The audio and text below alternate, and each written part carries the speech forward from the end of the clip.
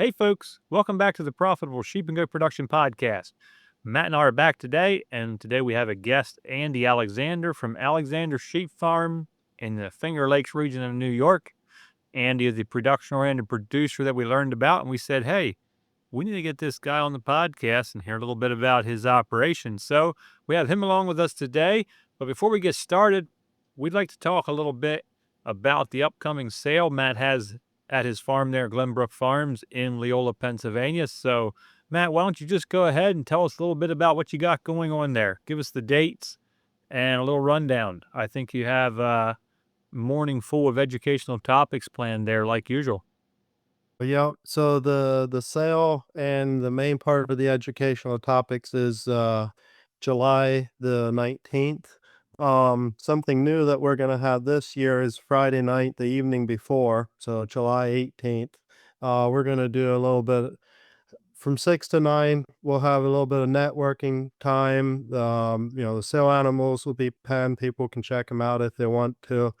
At 7 o'clock, we're going to do a pasture walk, which is going to be a pretty basic, just show a little bit what fencing we use, permanent fencing and temporary fencing. Um, the whole idea of the evening is just a more of a relaxed time of networking and talking with other sheep farmers because Saturday gets a little crazy. Yeah. We pack it full of education sessions from 8 to 12 and then the sales at 1 and then the next thing I know, I turn around and it's like everybody's gone. So, um, we decided to start doing this Friday night thing for people that want something a little more relaxing, a little more time to look at the animals and so forth. So, um, yeah, as far as Saturday, we'll have coffee and donuts in the morning for free. So come out for that. Then at 8 o'clock, we'll start the sessions or maybe shortly after. We have Dr. Robert Van Sol, if I'm saying that right, from Penn State. He's going to be doing a talk on mineral needs of sheep. And we're going to have Alan from KHSI. He's going to talk about using NSIP to improve your sheep. So he's coming in, and so that'll be good. And then we're going to do a producer panel on grass-based lamb production. So I have two producers right now.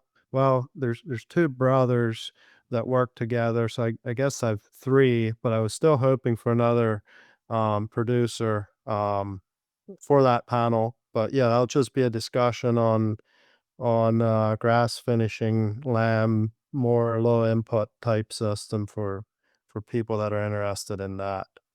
And also for people to think about, sometimes we get excited about low input sheep production. I think there's just a couple things that need to be in place for that to be practical for us. So we'll talk about that as well.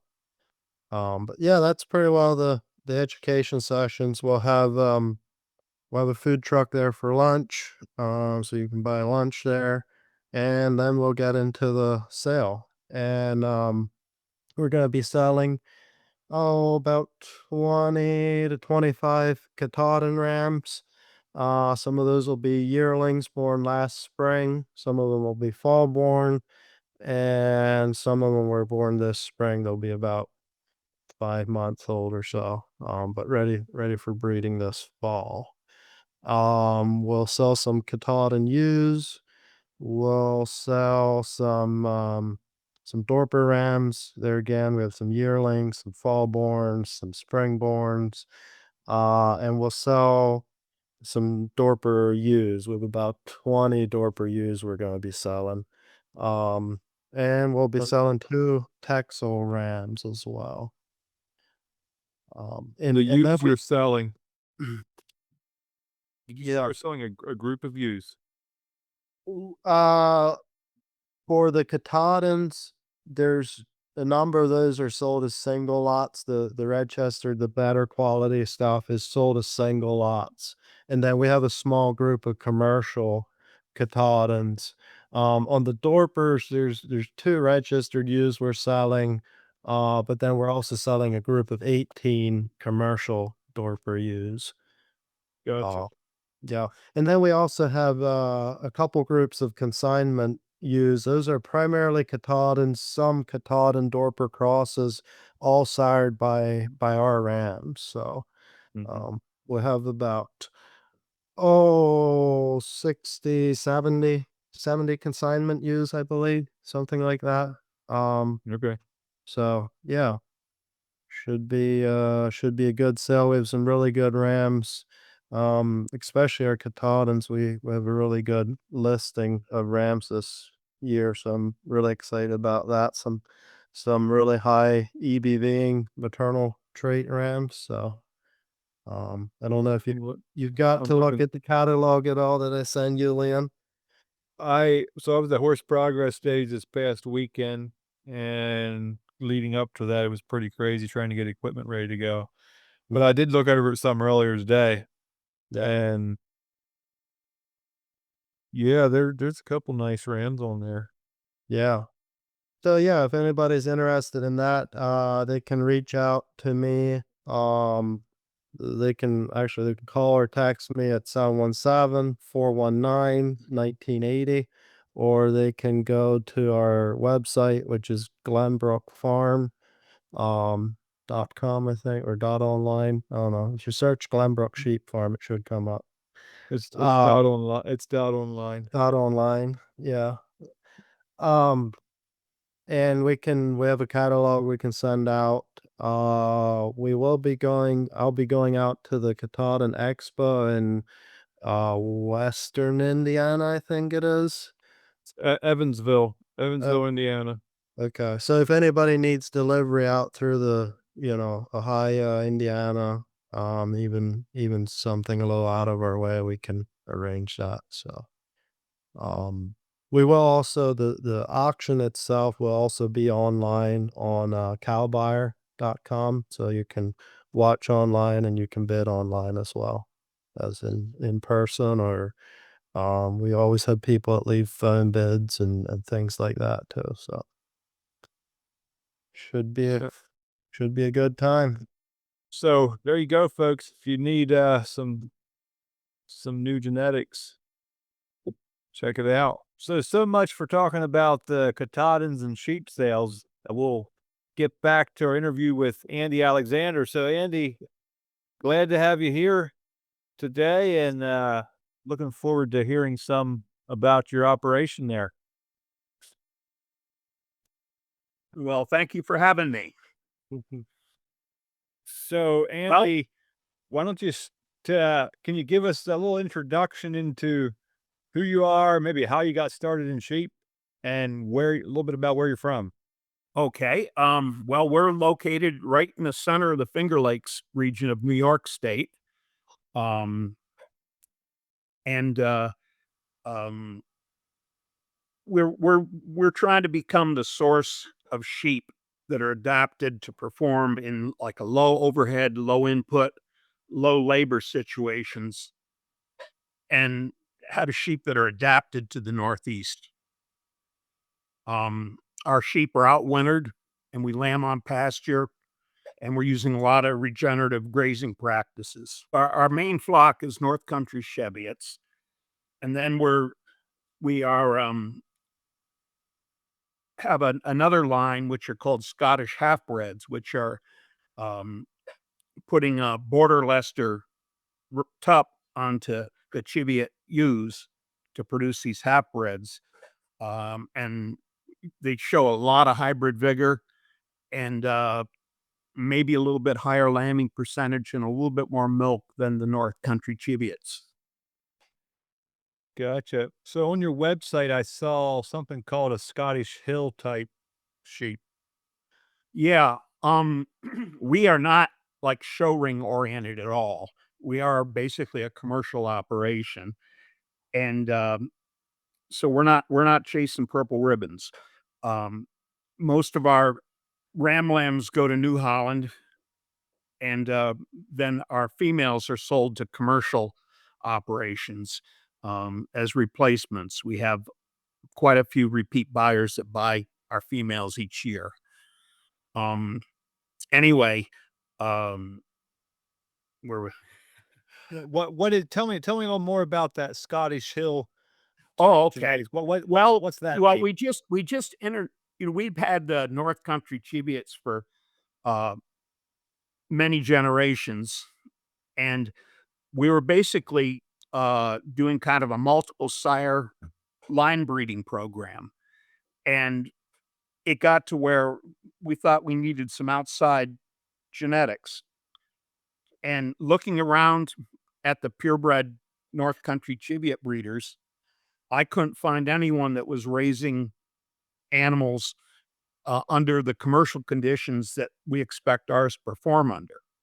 So, um, uh, actually, my shearers had been up to an operation up in Maine, and this fella up there runs sheep on uninhabited islands off the furthest north part of the coast of Maine, between Maine and Nova Scotia, and they're basically all on their own.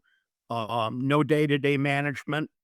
I he takes his rams out in a boat and dumps them off, and then pulls them back out of there at the end of the breeding season.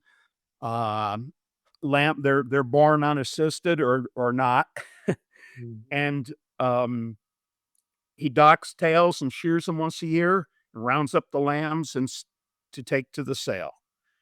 Um, and so these sheep have actually been out on these islands for you know a long time, like a couple hundred years or more.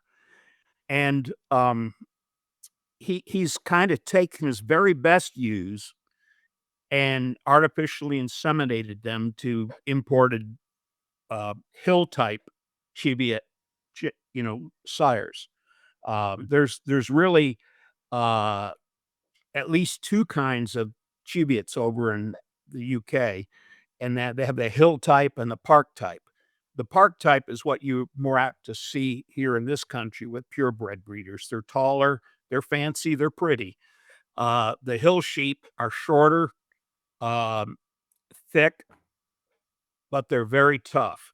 So anyway, that's what we've recently been doing is introducing these hill type Scottish genetics to keep the commercial traits that we need to make a profit. What what base would those ewes have been that he was running on the islands before he brought in the Cheviot? I think that I mean he's had Nobody knows anymore. no one knows anymore. They've been it's probably 20 generations of Cheviots.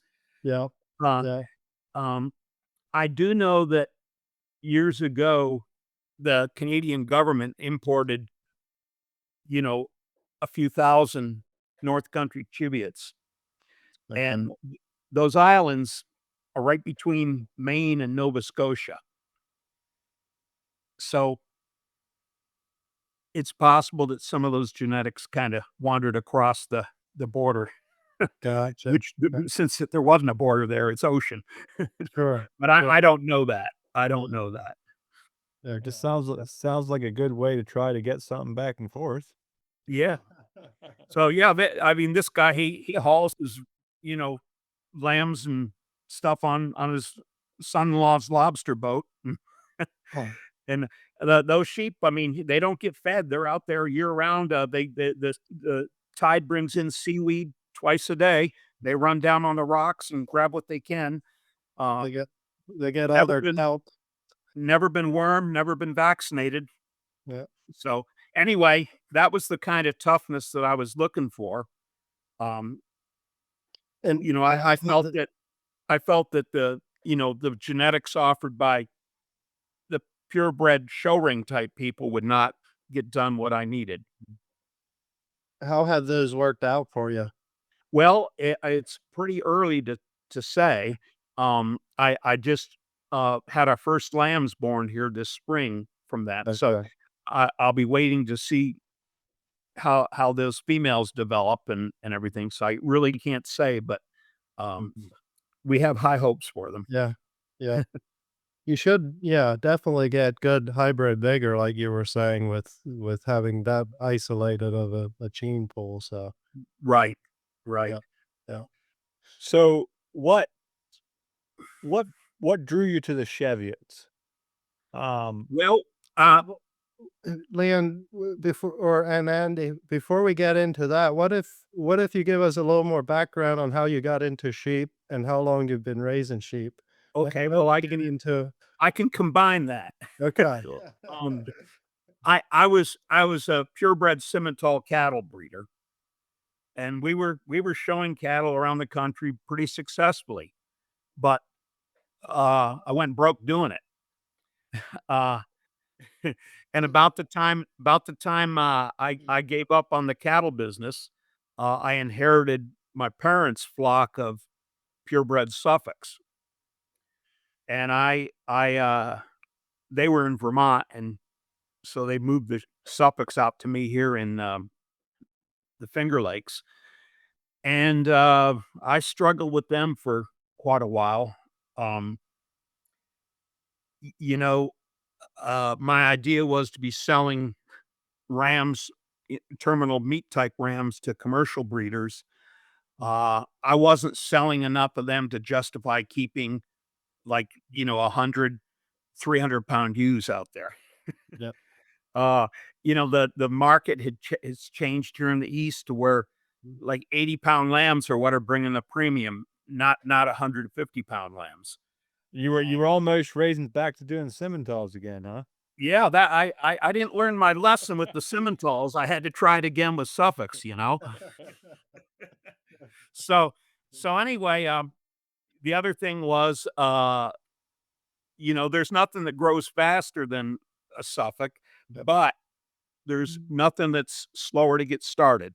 Lambing time was a nightmare when you're down on your knees putting a Suffolk lamb on a tit, and it's after 3 days of it at 2 in the morning, you decided something's not right here.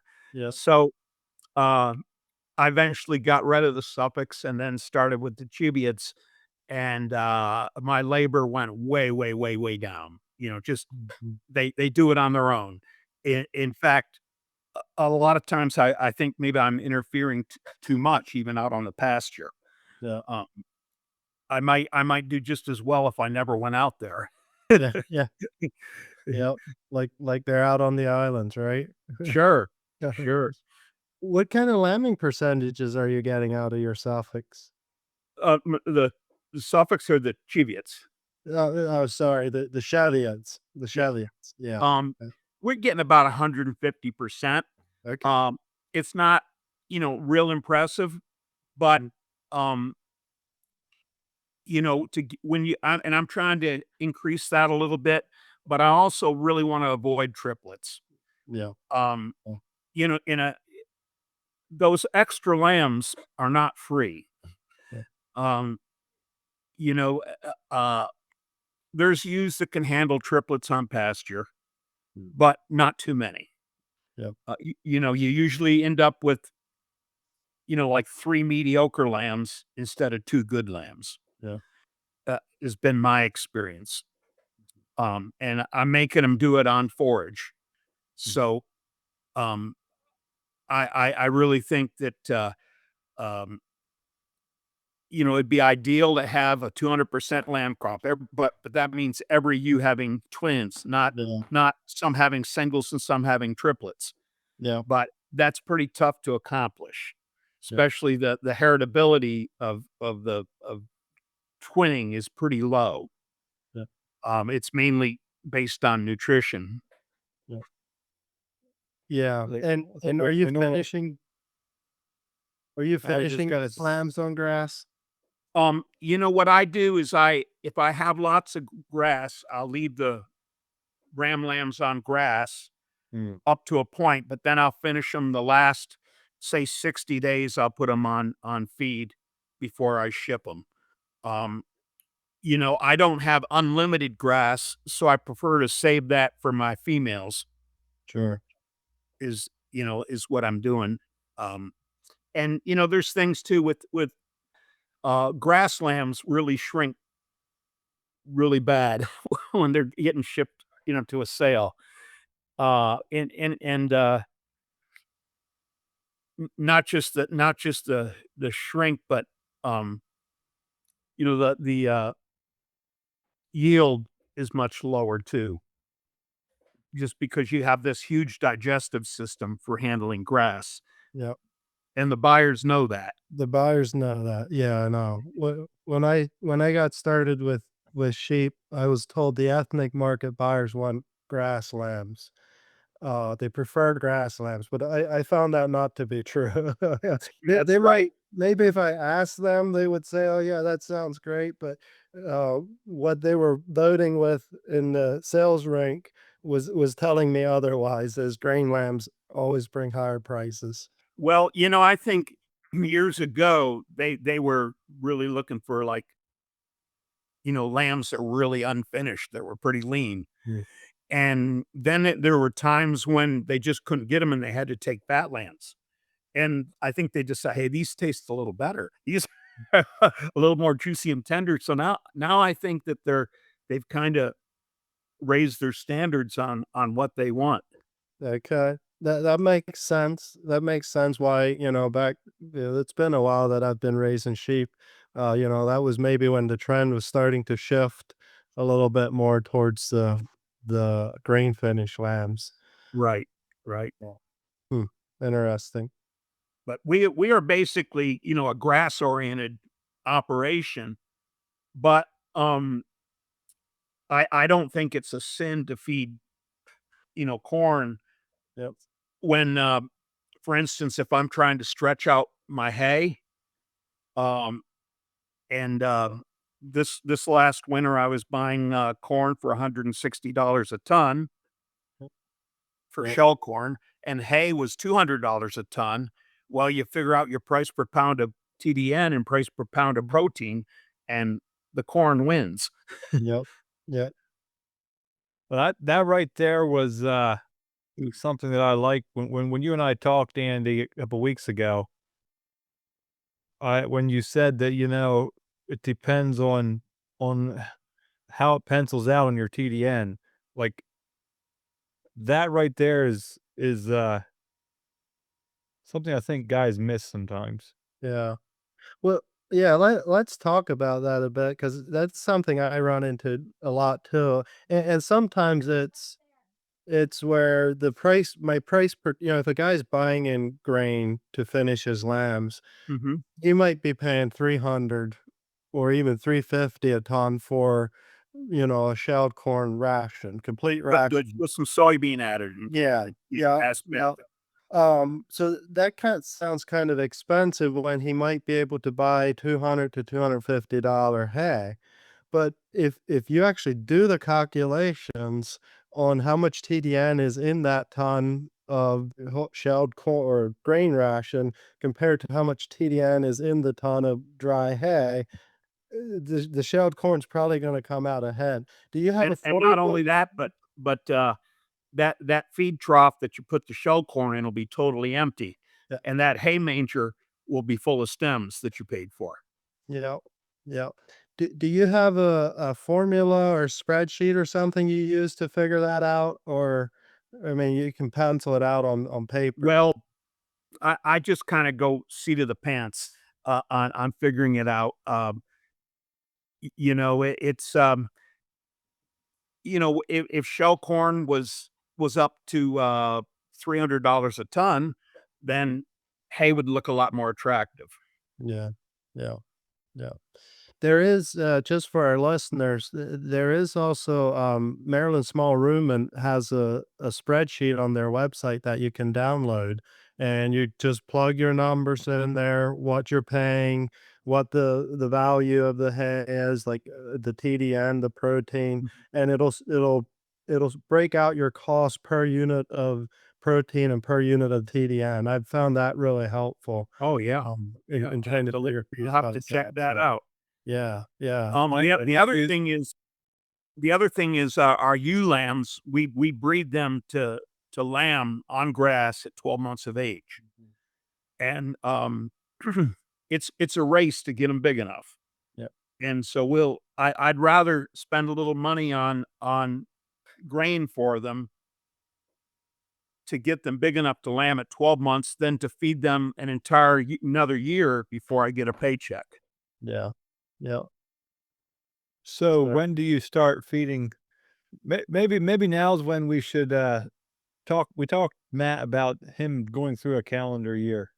yeah. Uh, Well, yeah, let's start with I want to know more about how you feed those ewe lambs then. But maybe we should start. Where do you want to start? When you turn the rams out, that's when it all starts, okay. right? All right. Well, let's start with our uh just pre-breeding. First of all, we breed in late December.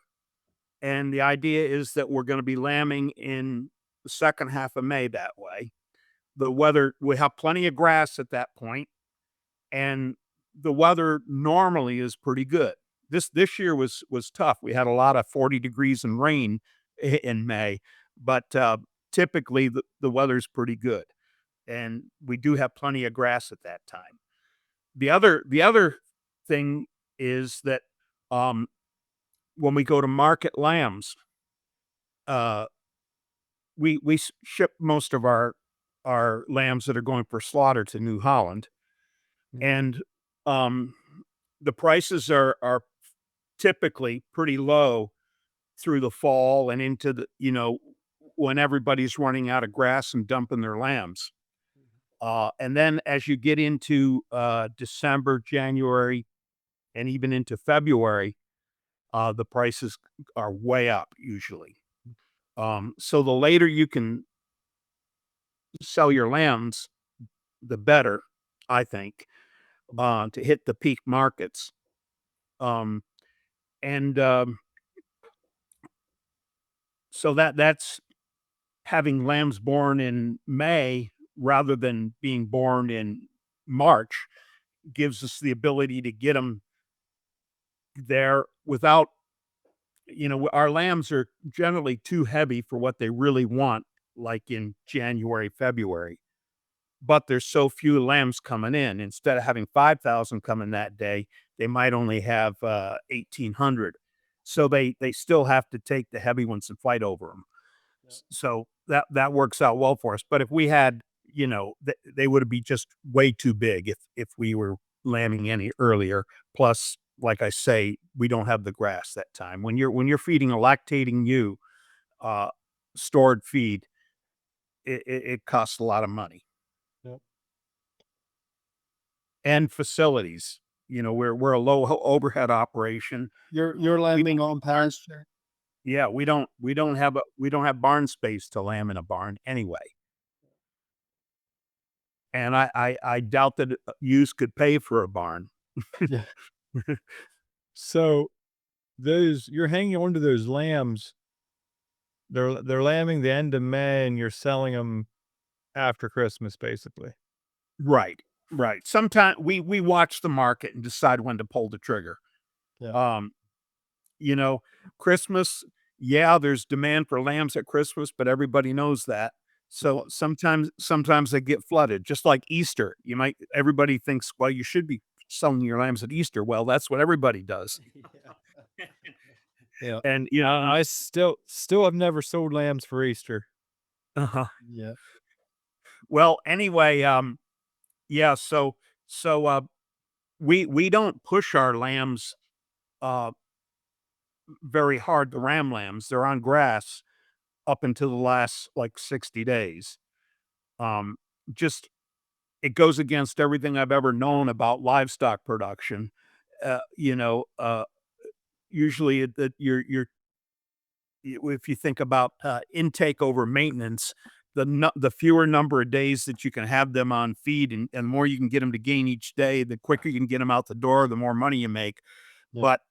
But the problem is that lambs might be selling for $1.80 a pound in November, but they're bringing 3.20 a pound in February.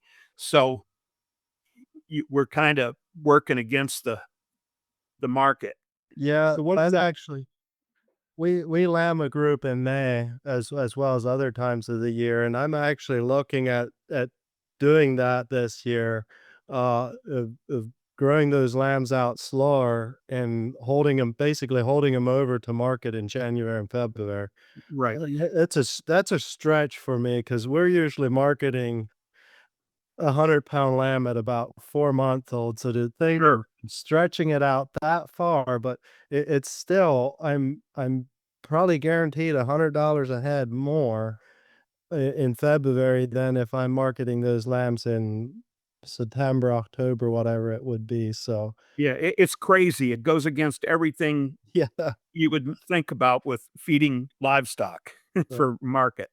uh, But, that's just how it is, and if in order to do that, if you're like, backgrounding them, you gotta have, cheap cheap hay or cheap grass, yeah, um, and then you can and be happy with, like, maybe a quarter pound a day or something like that, uh, and that seems to work, but this all could change too, you know?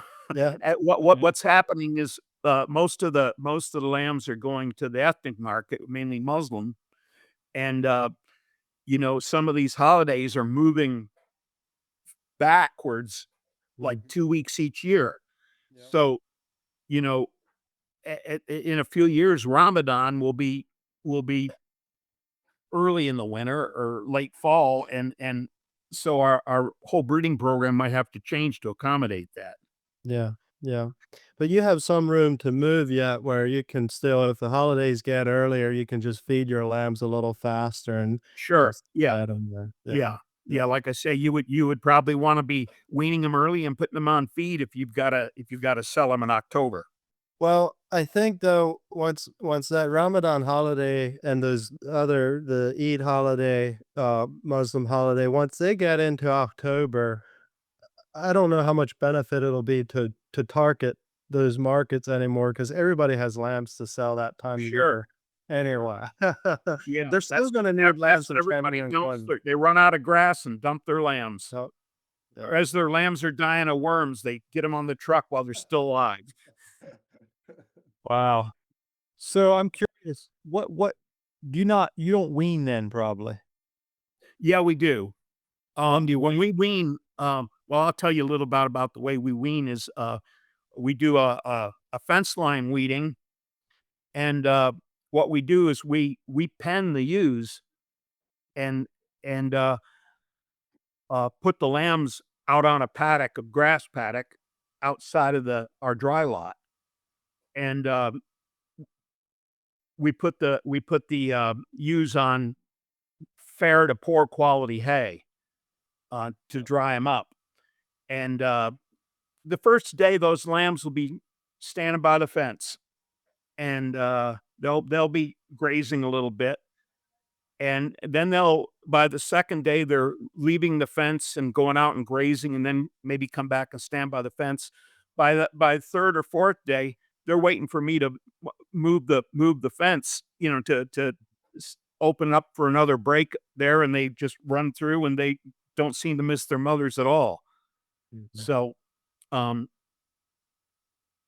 it's kind of a So flip flop away. We used to wean the lambs and bring them in off the ewes and feed them hay and try to get them started on grain. Now we're doing just the opposite. We're bringing the ewes in and trying to, uh, feed them poor quality hay to dry them up to limit the amount of mastitis and things we might get. mhm. So what age are you doing that at?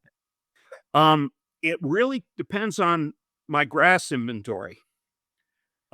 Typically, it would be in September, early September.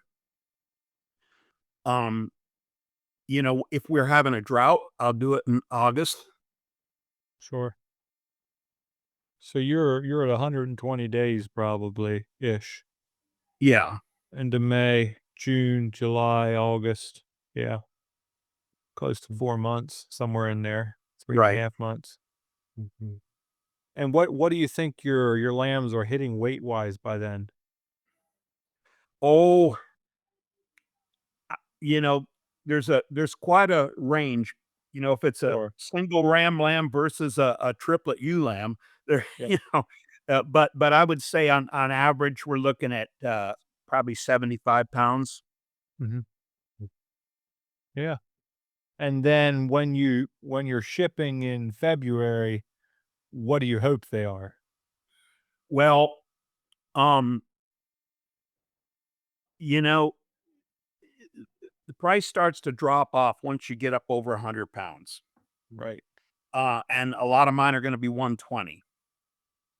But I can still make more money when they discount me for a 120 pounder Mhm. than if I'd sold it back in November at 80 pounds where they're paying a premium. I'm still I'm the price is increased by the time I market them. And like I say, they might be bringing 100, 180 bucks, 100 weight in October, November, and they're bringing 320, 100 weight in the 1st of February. So I make a lot more, even though I'm getting, even though it's not what they want. The Yeah. price per pound has gone up that much. Yeah. And if it's a short run that day, they have to fight over them. Yep. So yeah. Now the ewe lambs, of course, I have to feed them pretty well. I mean, uh they get higher quality pasture. And, when I do run out of pasture for them, they're getting, higher quality hay along with some concentrates. Mhm. So when you're breeding in December, are you flushing those ewes at all? Yes, I am. I start, uh, giving those ewes, um, about a half pound of shell corn, maybe 2 weeks prior to putting the tups in with them. Um, I might increase it to 3/4 of a pound as we're getting into the breeding. Mm. And then, basically, they'd be getting, supplemented for about a month. Um, one of the p we graze a lot of, our neighbors' hay ground, the aftermath that time of year. Um, they a lot of them have, a 3rd cutting that is late and they're not getting the weather to harvest it, and, um, I'll graze it, and, it's cheap feed for me. The formula I kinda use to price it out is I pay them, uh, half of what it would cost me to feed hay. Yep. Now I'm dealing with fence and stuff like that, but, Sure. what else would I be doing? Playing on Facebook, right? Yep. Yep. So How long into the winter can you go until you Well have to feed hay or well, it really depends. yeah. This last year, we went to February 1st before we had to start feeding hay. Okay. Um, Pretty good. yeah. Now, uh, we've had years when, we were snowed in, with, at least a couple feet from like, Thanksgiving on. Mhm. Sometimes we'll get a snowstorm and then it'll all melt and I'll put them back out there. Yep. Yep. Um, some of the challenges that we've had is, um, a lot of these fields are way out in the open with no protection. So I built some portable windbreaks that I drag around and, to give them some protection from the wind. Because I usually strip grazing this so that I get a more uniform, level, uh, plan of nutrition by giving them, you know, maybe 3 days worth at a time instead of Yeah. turning them out on the whole thing, and then they're doing really great, and then they're going backwards the last couple weeks. Yep. Yep.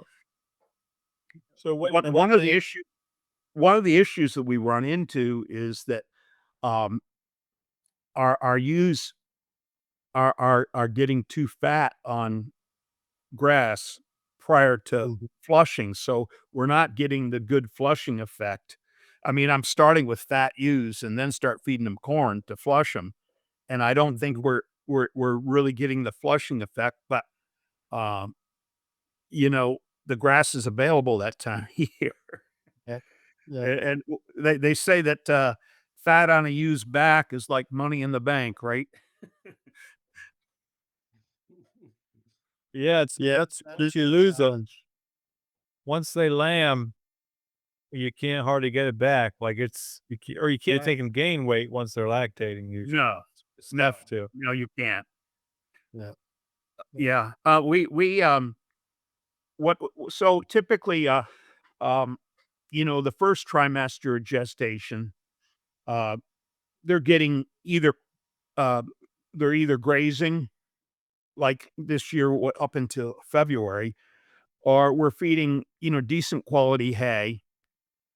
Um, then the second trimester, which would be like for us is like mid-February to beginning of April, we're feeding just spare quality hay and letting them live off the fat on their back because they're bred at that point, but the embryos are not growing yet. And then about the first of April, we shear, and then we start feeding them higher quality feed, along with depending on the quality of hay we have, we might be feeding them, a half or 3/4 of a pound per head per day of shell corn and some soybean meal. Mhm. Um, and we tend to um, bring the ewes back in about uh, April 1st to get them off of our paddocks because as soon as the grass here starts to green up just a little bit in April, there will be little sprigs of green, and they'll walk around just nibbling those little blades of grass off as quick as they pop up and ignore the hay Mm. and start going backwards on their condition. So we So we put them in. prior to that, you're just running them out on the pasture and feeding them hay out there. Right. I With what the Prior to that, I put them on my porous paddock and I unroll round bales, yeah, you know, is what I'm doing to, try to improve the soil on my poor ground. sure. And here's again where my portable windbreaks come in is that I can provide them shelter on areas that might not have natural shelter that need fertility. Yeah, yeah. Yeah, no, So that's great. And you're really by bringing them in off of those paddocks and once it starts greening up, you're really saving your grass there too oh yeah. And because I don't turn them out that early either. Like a lot of people in our area might turn out the end of April or May 1st. I wait till about, May 10th or something like that till we have quite a lot of grass. Right now, it's what, uh July 7th, and I'm still on my first pass around the farm. And I've got another 2 weeks of before I start at the beginning again. Now, the quality of the grass is really declining. It's 3 and 4 feet tall and headed out, and it's really declining. But because the sheep can have those little prehensile lips and they can strip all the good parts, the seed heads and the leaves and everything off there, they're able to meet their nutritional needs.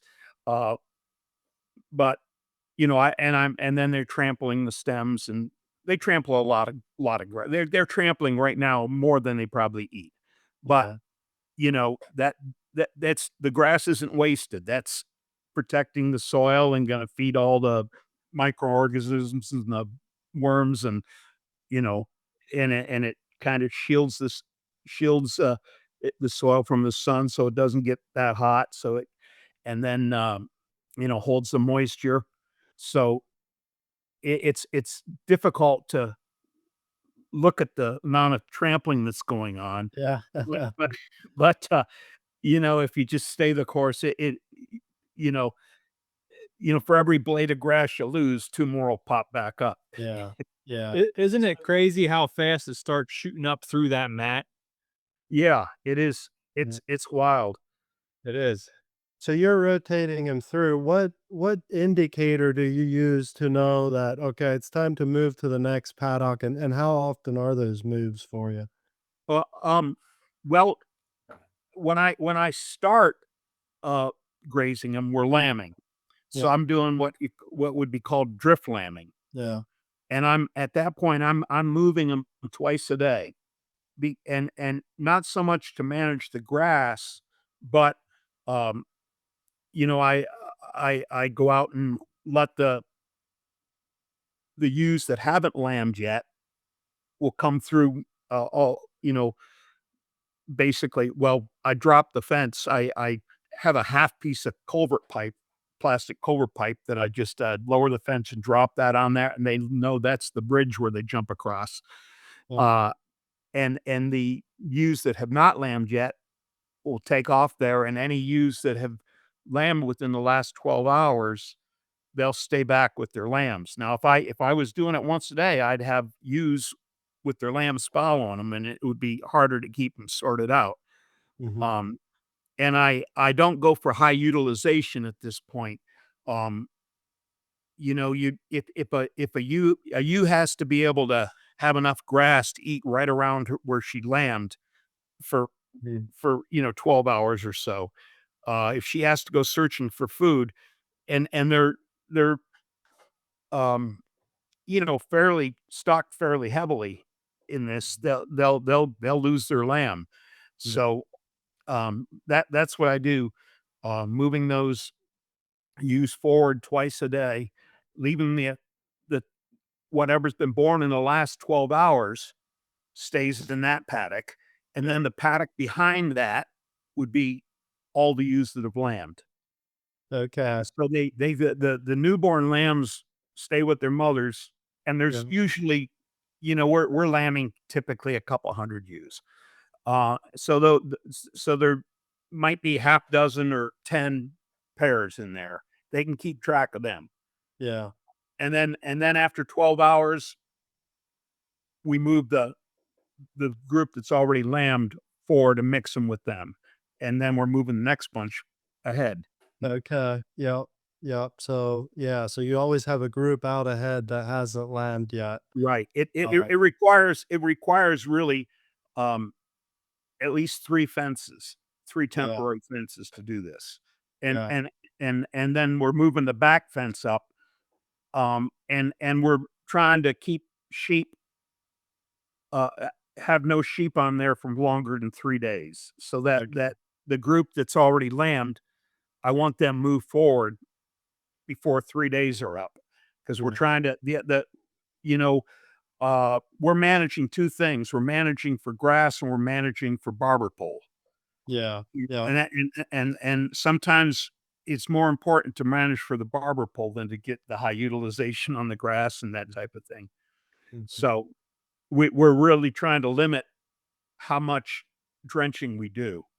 Yeah. You know, uh, when we started, I had, like, basically 6 permanent paddocks, and I was doing rotational selective grazing, I guess you would call Yeah. it. And, um, y uh, we had barber pole, and we were by this time of year, we were having to worm probably every 30 days, or we'd start losing lambs or have ewes with bottle jaw.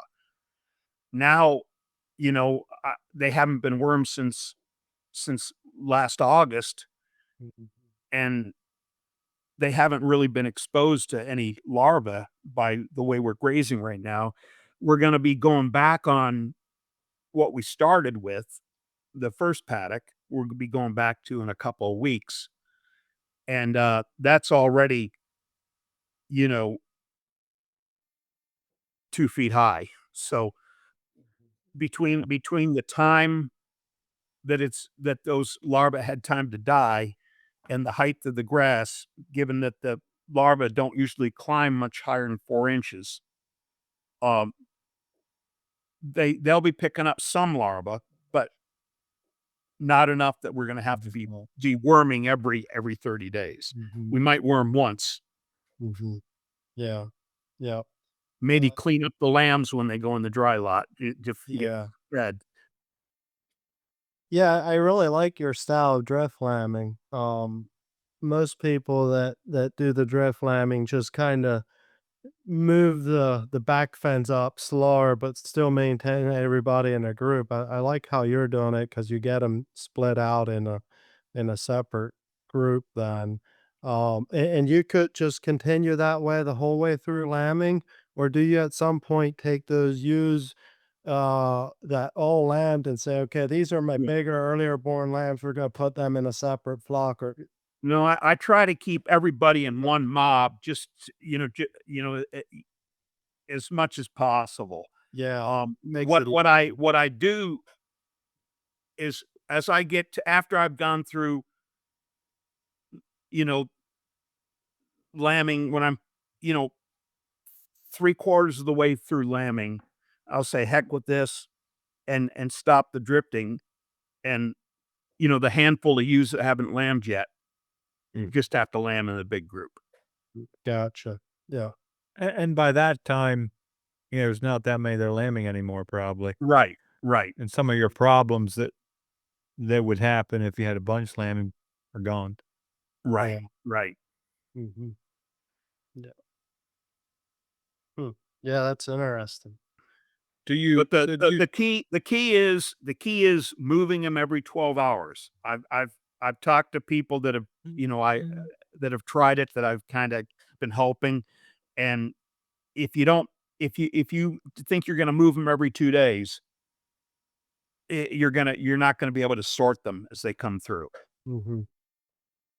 So when you're saying every 12 hours, I'm guessing that's just during the day, or what's that look It's like? usually First it's thing in the first morning, first thing in the morning, last thing before dark. last thing at night? Kinda Yeah. kinda like that, whenever we get around. Yeah. Sure, sure. Yeah. No, just thinking through that in my head. Yeah, that Yeah. And then, of course, in May, it's light at 5 o'clock in the morning and gets dark at 9 o'clock. yeah. So, um, they're on their own overnight, Mhm. um, really have very few problems. I mean, we unless there's a abnormal presentation, they lamb on their own. Mhm. Yeah. The other thing that's really important we found is, uh, good udders and nice small tits that a lamb can get on. Yeah. When you're lambing in the barn, you can have a ewe with great big balloon tits and a pendulous udder, and put her in a jug and put a halter on her and stuck a lamb on the milk her out. And on pasture, it's not so easy. We can catch Mhm. them by using their lambs to decoy them in close to us, and Yeah. and take a leg crook and go up and snag a front leg. But if you miss the first time, they might Good not luck. give you another chance. Well, yeah. So, And those Chevys are that's they're pretty flighty, aren't they? well, ours aren't, but some of them are. The the ones on the islands are. Yeah. They're they rarely see people. Yeah. Yeah.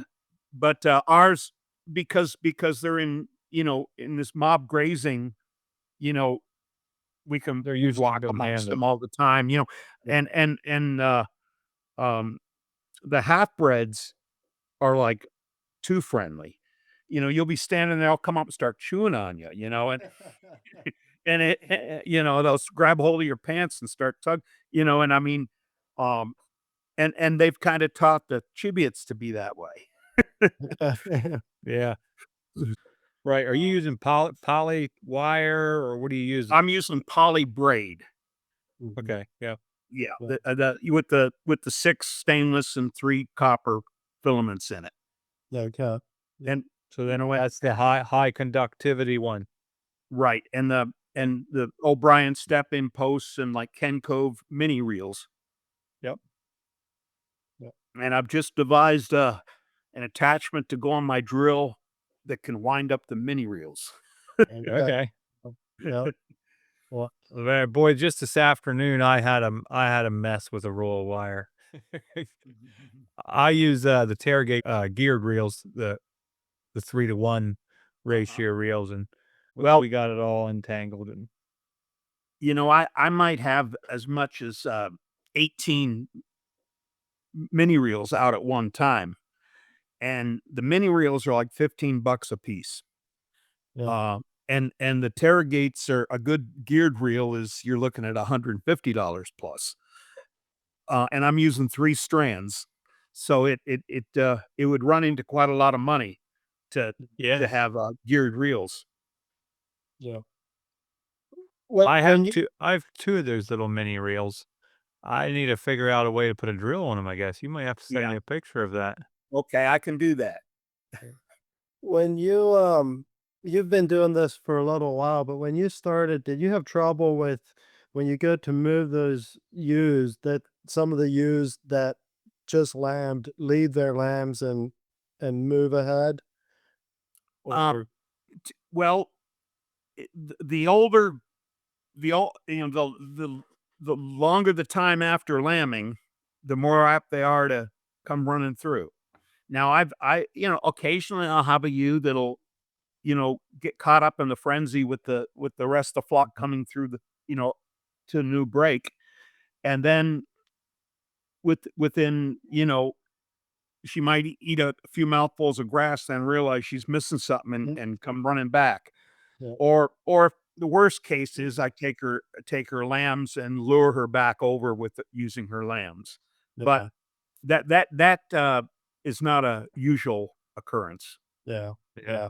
I didn't know if you had to put pretty heavy selection pressure, like get rid of those ewes that do that, or if they've always been Well, the pretty the good. Chibiots, I've got ewes that'll, like, try to roll me like an Angus cow might, when they have a new that's what I like. Yeah, yeah, yeah, They're pretty strong mothers. yeah, yeah, And the thing I like about the Cheviot lambs is they are up and sucking within minutes, yeah, um, as opposed to my experience with the Suffolks, a few decades ago. yeah, Um, that is huge, yeah, you know, yeah, yeah, particularly this year when it was 40 degrees and raining. yeah, Uh, you know, a Cheviot lamb that gets up and sucks and gets a belly full of milk, mhm, you can't kill it at that point. yep, yep, they're pretty tough. Now, when you do have problems, other than, I mean, obviously birthing problems, if you can fix out there, but like if you have, do you have problem lambs? Maybe a lamb that gets abandoned, an orphan or something like that, or a ewe that just doesn't have milk. What do you do then? Well, any first of all, any ewes that need assistance, like with getting the lamb to suck. Yeah, Like I talked earlier about, nice teats and udders. If I have to assist the lamb sucking, and it's the problem is the udder or tits, she gets a big red X on her butt. If I have to catch her and deal with her, and she goes to New Holland, yeah. and then um, as far as what was your question again? Here? Like if you do have problem lambs, I'm sure. I mean, you've been selecting them for a while, but Yeah, occasionally, yeah, we still get problems. yeah, Yeah, yeah. not not not many, but we do get, Sure. Do they take those up to the barn then, or? if we get like an orphan lamb, Mhm. maybe, well, let's say if we have a ewe with triplets, Yeah, I'll typically like see which one does she not love the most, yeah, Mhm. or which is or I can sell ewe lambs for more money than I get for my ram lambs. yeah, So I'm gonna pull the ram lamb off, and you know, I've got an Amish boy down the road, and I sell him all my bottle lambs. I get colostrum in them and then bring them to him that day, and $40 a piece. yeah, And 40 bucks doesn't feed its mother for the year, yeah. but if I put it on milk replacer, I'd be lucky to have a $40 profit margin. Mhm. Right. And Yeah, you and get a lot of work. and I've got a lot of labor, and during lambing time is when I don't have a lot of time. I mean, I'd rather spend my time dealing with lambing than I would, um, dealing with orphan lambs. Yeah, yeah. Um, Yeah, the reason I asked that is, with pasture lambing like you're doing, there's a lot less problems than if you're lambing in a barn. But when you do have problems, you're further away from a barn. If the yeah, you got sheep that. you have, if you can't catch them, that's why I ask is how you work through those.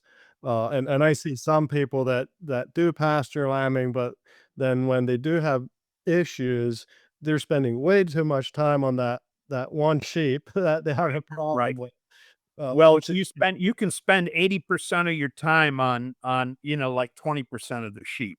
yeah, yeah, And to maintain your sanity, and I mean through lambing, and I mean I'm only doing like a couple hundred ewes now, but I used to run 350 ewes at home, then managed another place where we had 1,000 ewes. And the only way to be able to get through lambing is you have to have a standard operating procedure yeah, that's reasonable, and the sheep that fit the program survive, and the other ones, don't. yeah.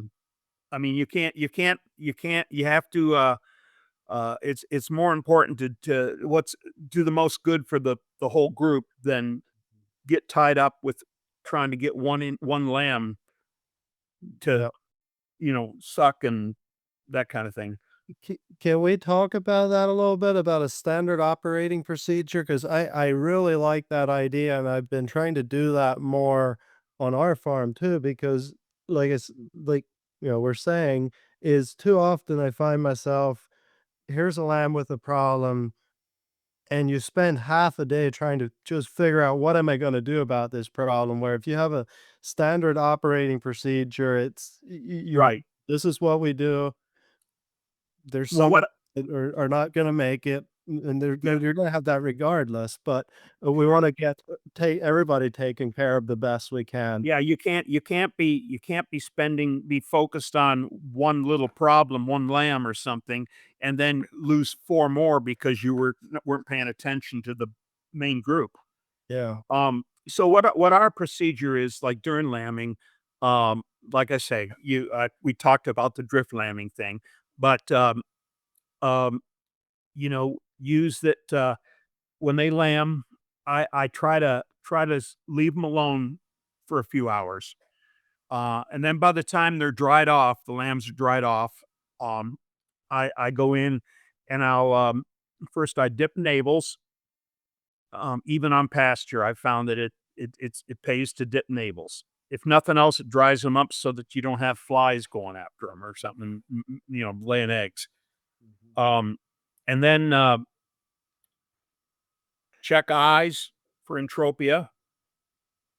We Inverted eyelids. Yeah, Oh, we don't get much of it, but every now and then, yeah, and this is the time when you can get a hold of a lamb. You know, yeah, a few days later, you're not going to catch it. So yeah, you got to deal with any problems. Um, we before we start lambing, we run all the ewes through the race, and we paint brand numbers on the ewes. Um, and at the same time, we're giving them their CDT booster. yeah, And then as they're lambing, uh, after I've done the dip the navel, check the eyes, um, I use spray line and put the use number on the lambs. mhm. And So I when use you're paint branding your ewe, are you putting a random number, like starting at 1, 2, 3, yeah, or are you putting okay. I'm just putting a random number, just starting 1, 2, 3, 4, 5, and that's what I'm doing, just so I can, uh, if I have a lamb number 36 that's off by itself, uh, I can pick up the lamb and spot 36U and go sit it down there, and it makes a noise, and then they get mothered up again. Yeah. So I don't wanna derail the conversation with this, standard operating procedure, but I have a question. I think I should just so I think I do this, and Matt, you probably do too. Don't you paint mark your ewes, or do you still do that? Not anymore. We used to, as they would lamb, we would do it like the first ewe to lamb gets number one, second ewe number two, so forth. But we just, I don't know. It seemed the paints on the lambs especially wore off so fast. Uh-huh. We're not doing that anymore. So Well, I like this idea of doing I like the idea of doing it before they lamb because I might be able to read that used ear tag, but I have to catch her, or I might be able to beep. We use the ID system, so I might be able to beep her ear tag. But if she had her, then I have to catch her and paint her, and then paint the lamb. Yeah. You're the second and person. the more disruption you cause during lambing, that doing something like that could cause her to disown the lamb or Right. that type Do of thing. you record like, do you keep any records on your ewes? I keep a lambing book Okay. and uh basically well let me finish with my lambs what I was Yeah, that's fine. Go ahead. so Yep. I use like Premier spray liner Mhm. on my lambs. I use blue on the ram lambs, green on the ewe lambs. So when I'm sorting them down the drafting race, I don't have to be like lifting their tails to look whether it's a ram or ewe. I can Yep. just stand there and sort them easily. So you can Um, see that much later? You oh can yeah, see those paint marks? Really? yep, yep. Hmm. And then the numbers aren't really legible for much more than a month, but Okay. then after that, you can still see. And I find that the blue lasts a long time compared to the green. Yeah. So Hmm. anyway, then the other thing I do is I have an ear notching system uh, where um, I keep track of whether it's a half bred or whether it's or whether it's a straight Cheviot. Because when I see its mother there, I know what it is. Um, after weaning time or something, I might have a problem telling the difference between some of the Cheviots and some of the half breds. Yeah. So I ear notch them, and I also ear notch if they're a twin. So and that helps me if I see a ewe running around looking, but she's got a lamb with her. Then I say, wait a minute, there's another one here. Mm. You know, um, on the mismothering thing, um, you know, if you get obsessed with it, you could spend all day out there putting pairs back together. You just have to kind of take a leap of faith with this pasture lambing that they can do it. Yeah. And some breeds don't. Um, that's one of the reasons why I go with the Cheviots. Um, but and like I say, uh, we have a lot less problems now than we did 10 years ago. Are you tagging those lambs at all?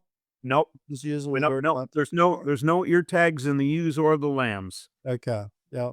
It's just their number. I mean, their paint brand numbers and that type of thing, and then the ear notches. Yeah. Yeah. And if So if you it's came and you wanted to buy a North Country Cheviot Ram from me, that's a twin.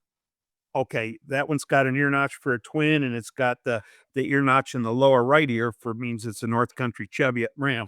You know, so that, so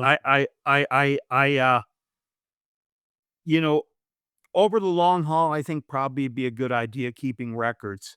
But, I've never had buyers that wanted to see my records. Mm. I had a friend, he was an Australian and he was on the STAR program, which was developed over here at Cornell. Yeah. Um, and I mean, he had some tremendous sheep. I mean, and he had, computerized records from when computers first started. And he could and he could tell you how many lambs this ewe has had each year and this, that, and the other, and he had all his they were all, ranked according to their production, everything. Well, when it came time from his parents passed away and he inherited the sheep station back in Australia, and he went to sell the flock, and they went for slaughter. People just weren't willing to pay what they were worth. He had people that would come and offer him money, and he said, "No, this is what if you're buying them as breeders, this is what they're gonna cost you. Otherwise, they're going to New Holland." Yep. And I respect him for that. You know, uh, he shipped them for slaughter before he'd give them away. Yeah. Yeah, no, that sounds like a nice, easy system for pasture lambing, because that's often the next challenge people run into is, you know, how much record keeping do I do? So, yeah. Right, right. And Well, like I you say, um, you know, we're not purebred breeders. We're using multiple rams during breeding. Um, you know, uh, it might be somewhat helpful for me, but when I'm sorting who I'm going to keep and who's going, um, I'm able to. It's pretty easy to say, well, this one was a twin and this one was a single. We're going to keep the twins and and that type of thing. how do you track your ewes then that you wanna call? That's Like, if that's the the ewe that has a problem, They like, get a they get a red mark. yeah, see, And he said that right up front, Matt, that he put yeah, the red mark, and I thought, "You know what? This system works if you identify the problem right up front and then you follow through with it." yeah. right. So that's the only way this will work, and that's the tough part, isn't it? Um, well, you've to put a red mark on them, you got to catch them. Well, no, I'm saying the tough part is that if you don't wanna deal with that problem again, you Right. can't back down, and I think every sheep farmer knows how that ewe weans off her lambs, and you're like, "Man, she does look pretty nice," you know? Yeah. Yep. Well, and then you say, "We'll give her another try." Yeah. I mean, the So longer I have sheep, the more I realize that, you know what, Leon? If you just get rid of that thing now, Yep. Yeah. you'll be way better off. You marked her Right. for a reason. Marked her for a reason. like for instance, 30 years ago, we'd have a 2 or 3 prolapses every year. We haven't had a prolapse in at least 5 years now. Yep. You just don't. If they don't fit the program, they leave. Or you then what about ewes that don't lamb? If they come up open at the Yeah, end when of the I season. when I when I sort them at weaning time, if I got a great big fat ewe, Yep. then No matter. yeah, Yep. That then I goes down. it's pretty obvious that she didn't earn her keep. Yeah. Um, But she's now, nice and fat. I mean, yeah, oh, come on. there might be an extenuating circumstances that I knew about, but Mm. you know, typically, no, if a ewe doesn't breed, then for sure, if it doesn't breed, then it's gone. Yeah. If it lost its lambs, then it's a little bit more judgmental. But Yeah. if depending on what my inventory is at the time, and Mhm. how deep I'm gonna cut them, that would be the next ones to go. Yeah. Yeah. Yeah. Some years, that, drafting gate swings a little easier if Right. we get the numbers down, for sure. Yes. Yeah. No, I like that. Yeah, anything else you think we should, try to cover? Like I say, our main thing is to uh, provide sheep that thrive in low input, low overhead, low labor type situations that are adapted to the Northeast, to commercial people. Um, like I say, we ship our ram lambs to New Holland. We'll sell, a dozen rams for breeding each year, but most of them go for slaughter. The ewe lambs, they're I'm getting to where I almost have a waiting list for my ewe lambs now, and I get a good premium over what they're worth to kill as replacements. Yep. Sounds good. So if people want to buy ewe lambs from you, where do they? How do they reach you? Well, we have a website. It's www.alexandersheepfarm.com, and you can. There's quite a bit of information on the website about what we're doing, and our contact information is on there as well. So they could do that. Sure. We'll put a link in the show notes to your website, so people should easily be able to find you. Great. That'll be there on the with the podcast info And in there. one of the things that we also do is we follow up when we sell a group. We kind of give them support, particularly if they're new people starting out, to make sure they're successful. Yep. I usually tell people that I give 24/7 tech support. Uh-huh. Some people you wish you never told that, but most of Right. them it works out well. Yeah. But see, that's another reason why I don't like to sell, one or two, because then you become their full-time extension agent. Yep. Yep. We got a few like that. You're a little more generous than me, Leon. I do give tech support, but not 24/7. Wow. My phone is just That's that's just a nice way of saying it. yeah, yeah. Well, Andy, it was great to have you on. I wonder if sometime we could do an episode with you on just forage and maybe if you plant anything in your pastures, that kind of stuff. If you ever have interest, maybe Yeah, we could talk about that, talk about about what we're that. So doing. Yeah. yeah, Yeah, I mean, I've been following a lot of the grazing gurus and stuff, and some things, uh, different parts of different people's programs. I've been kind of mixing and matching them. sure. Uh, I really like Dr. Alan Williams and Jim Garish are people that I really uh, follow and try to implement what they say. And there's others that not so much. Yeah. It's that way with anything, you kind of have to find what works for you and what doesn't work for you. And you're always going to find some guys that you're like, I don't know what that guy's talking about, but yeah, Yeah. it Well, really is. the big issue is, are you going to manage the grass or are you going to be managing the sheep? Mm, That seems to be the where you got to make the decision. mm, Uh, like during like right during lambing, uh, I don't want to practice non-selective grazing. They need all the nutrition they can get. yeah, And if we waste a little grass that gets trampled, that's fine.